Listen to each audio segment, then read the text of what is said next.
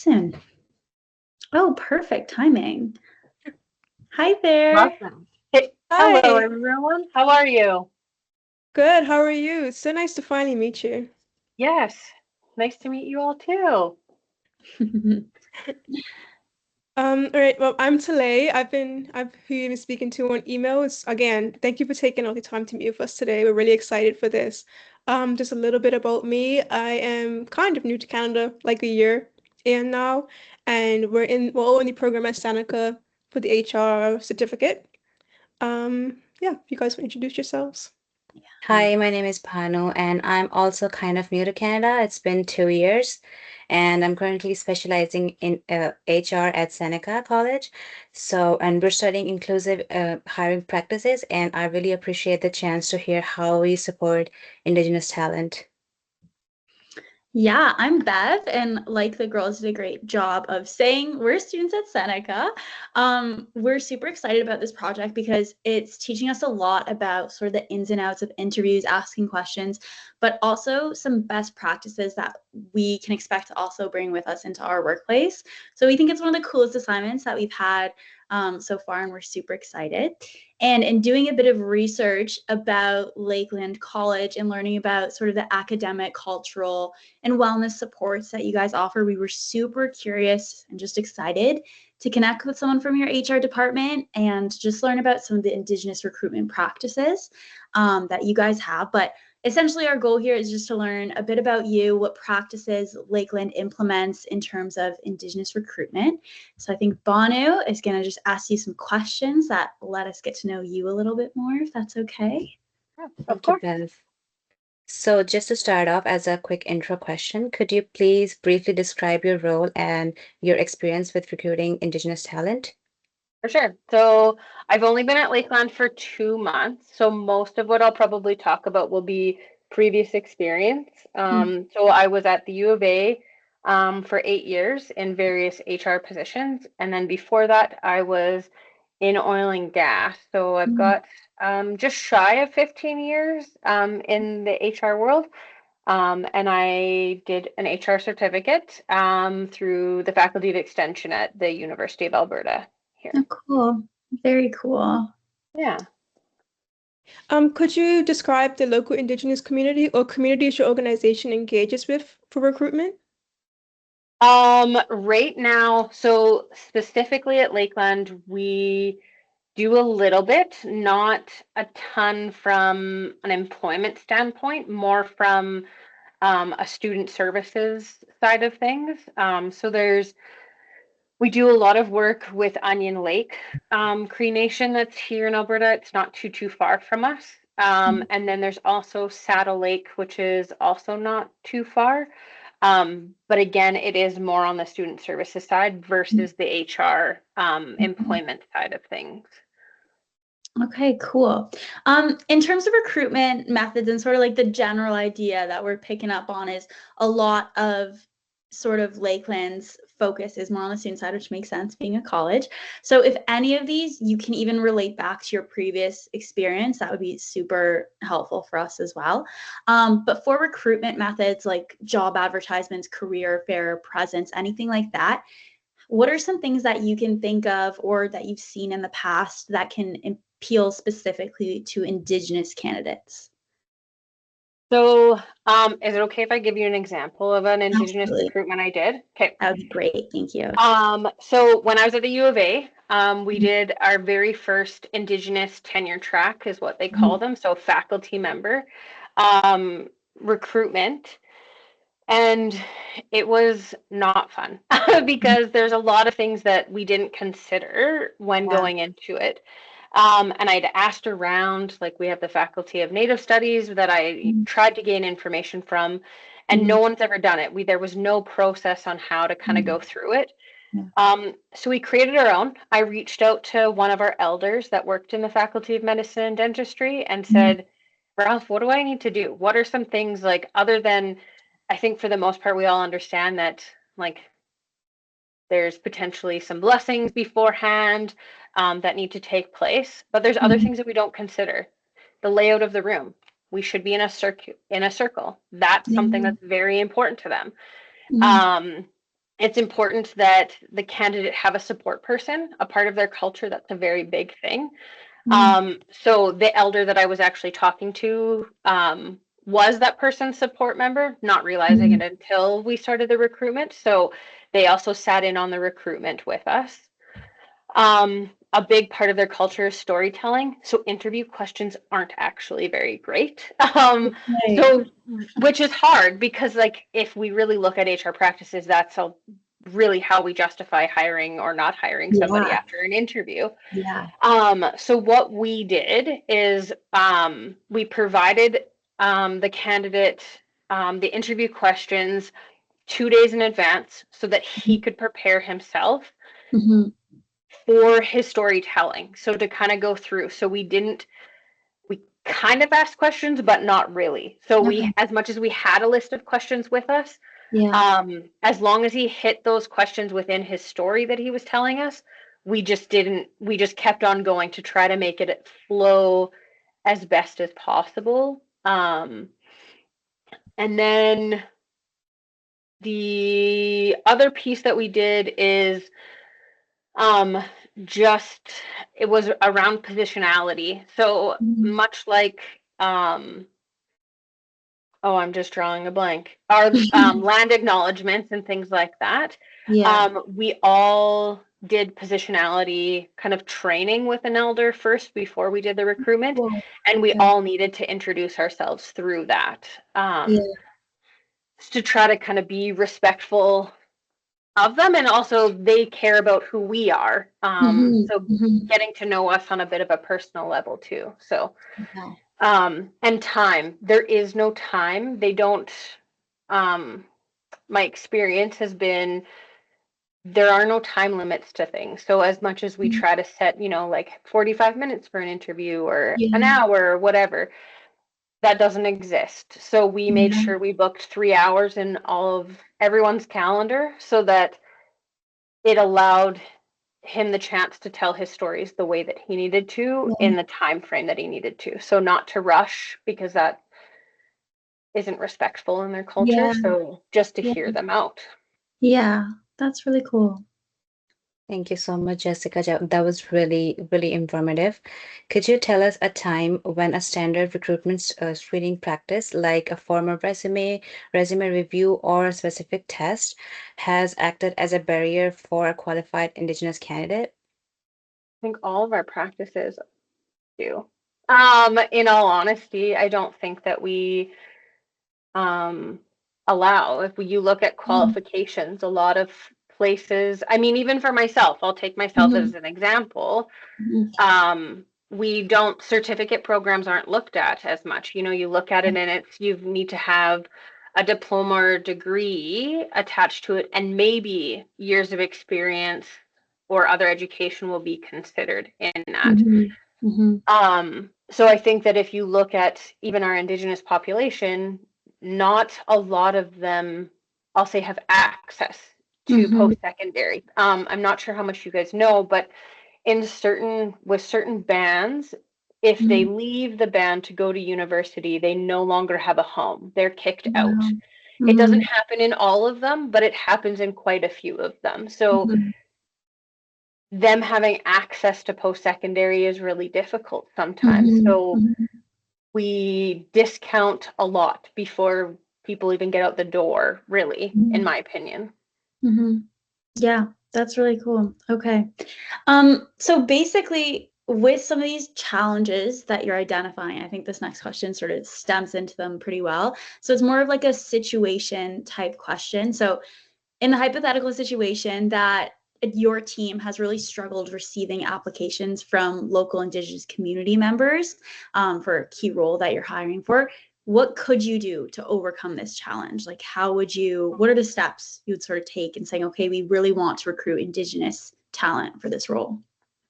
I think the first point is having a conversation with the different Indigenous groups around the college. So Onion Lake, Saddle Lake, those types of things. We have our Indigenous Support Services team at Lakeland that I can go to and say, hey, who can I talk to kind of get out there and talk to the elders and understand what is it that maybe we're missing that we Mhm. need to look at to encourage these things? What are our barriers? Can we connect somehow and help Mhm. in some way gain that? But I think the first thing is that we have to have those conversations. We need to build relationships in this community. That is the biggest piece, is relationships and building them. Mhm. Yeah, definitely. So you've mentioned a few times how important it is to build relationships, as you just mentioned. Um, what are the most important lessons that you say you've learned from doing that? Like, what things would you do specifically to build those positive long-term relationships with those Indigenous communities? I think we often talk a talk. We don't walk the walk, I find. I think it's everywhere. It's not just kind of in the HR world, but it's everywhere. I think for me, that one's easy though. It's taking the time to go and experience different things. So, when I was at the U of A, I had the opportunity to go and do a sweat with Indigenous community in Saddle Lake. You go and you do it. These are the things that are important to them, understanding their culture, understanding who they are. um, the elder that I talked about that was in that tenure track recruitment with me, I spent 2 hours after the recruitment with him talking about how can we change HR policies? How can we change things so that it is more inviting? It does allow for certain things. We can't operate in this world where gray doesn't exist as Right. much as a lot of HR people operate in the scale of like, it's either this or it's this. Yeah. You can't. And I'm very much a like color all over the place, grayscale kind of an HR person. So Mhm. that's where we need to hear them out. We need to understand what are some of the things that we can do to make changes to invite these communities to come in. Right. So, what, according to you, is the single most effective practice an organization can adopt to improve its success in recruiting the Indigenous talent? I think there's two. I think relationships, like I said, I think that's a big one. And I think we have to change the way that we do things. Yeah. I don't think that we should stick to a script. I think if there's one thing I've learned about being part of an Indigenous recruitment is we have these questions that don't actually get to real answers that we want. We're not helping people. What if Mm, there's somebody that has a learning disability that's not disclosing it to us that we don't Mhm. know? We haven't given them an opportunity to give interview questions ahead of time. What do we have to lose? Like, Mhm. there's nothing in that. It helps nerves, it settles people. Some people don't know that ChatGPT is a thing and that you can plunk in your posting and get questions. Like, people don't get that. Um, One thing at Lakeland College, I spent a day. My recruitment was a day with them, and Mhm. I met the team. They had some questions for me, but not really. It was more about getting to know who I was and the fit. That's Yeah. most important. We can teach a lot of things in organizations. absolutely. Fit, we can't teach that. Either Yeah. you fit in or you don't. And that's kind of it. And so I think that's where we don't allow people to really show us the fit. We create assumptions within Mhm. it. Um, so that was a long way of saying I think our HR practices have to change. Yeah. So yeah. Yeah, Yeah. so we talked a bit about how a lot of organizations seem to just want to talk about these things and not really want to action things. Are there specific things that you think many organizations are neglecting regarding that? Like what specific things that they kind of are ignoring? Mhm. Mhm.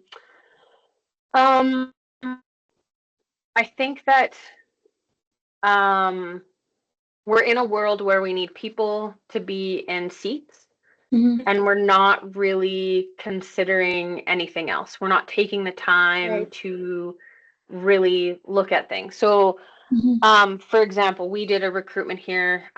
We ended up letting go of someone on our team. Mhm. We had to replace that position. I didn't want to replace it with the same position that we had previously. So Mhm. it was like, okay, let's pause. Let's look at Mhm. what makes sense for our team, what makes sense moving forward. What do we need? Getting the Mhm. team's input. what do you guys really need out of this role?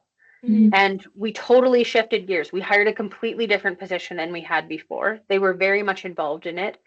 And in that, I said, I don't care if I have top two or if I only have one candidate I'm moving forward with. They're all meeting the team. Doesn't matter. I booked time in everyone's calendar, paid for this person to come and spend 30 minutes with us. They came, they spent 30 minutes with us, and then we ended up actually bringing them back for a workshop we were doing so that they could understand who we are as a team. Do we align with their values and goals? And vice versa. I knew I wanted to hire the person, but it's allowing them also the space to understand if they really want to work with us. I think it's we rush. We can do an interview in 30 minutes. We can hire somebody within, a week, but we're not taking the time. Is that really what the business needs? Right. Probably not, in all honesty, because we're so used to doing things in status quo that I would say challenging the norm. Like, we don't have to just fill to fill. And if we are unsuccessful, we don't just hire the next best person. No, we wait for what we call it a purple unicorn. You wait for that purple unicorn to come out that actually fits with the team. I can teach you everything else. I can teach you how to do certain things. Yeah. So. Yeah.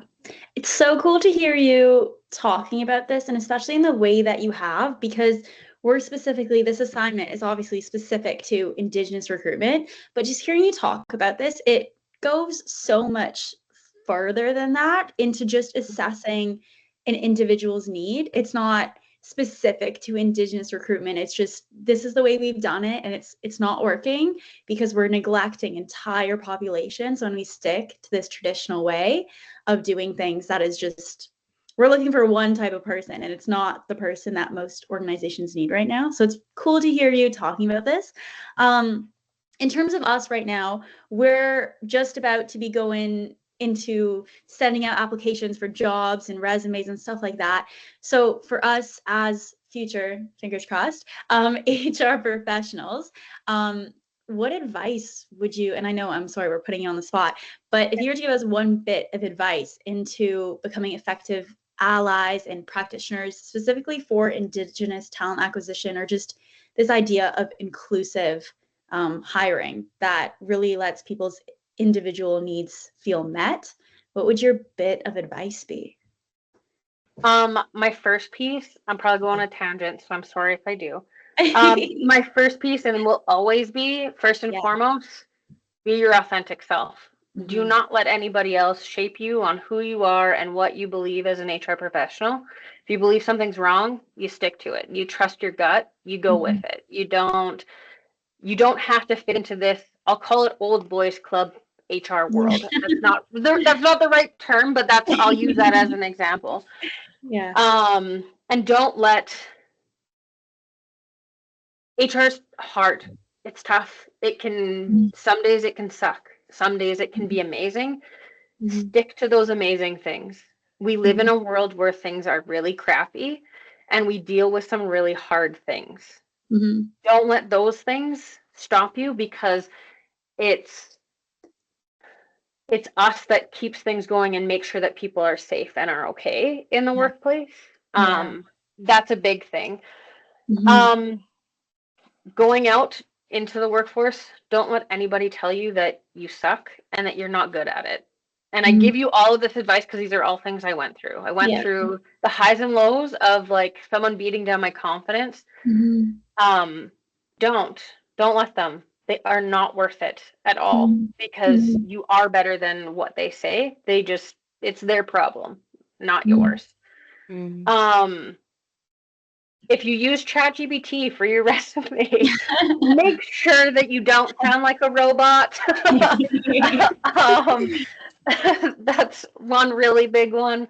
And make sure, I know they may have taught this in school, I don't know if they are or not, but make sure you personalize your cover letter for different positions. Make sure you're pulling out pieces. So many companies now use crazy softwares to screen resumes. Not everybody is old school like us, and we don't do that. But even control find, pick keywords out of the posting, make sure they're in your cover letter so that if they're doing those things, you get you get hit. Mhm. Don't settle. Do not. If you're not happy somewhere, you get weird vibes about a job, do not settle. Leave. Mhm. I can tell you after 8.5 years at the University of Alberta, everybody thought I was crazy going to Lakeland College. They thought it Mm. was the dumbest thing I could do, because why would I leave a prestigious, university and go to an agricultural college, basically, is our biggest Mm, piece, because I'm happy here. It's Yeah. about community. It's mhm, Yeah. my values that mean Mhm. Mhm. something, not Mhm.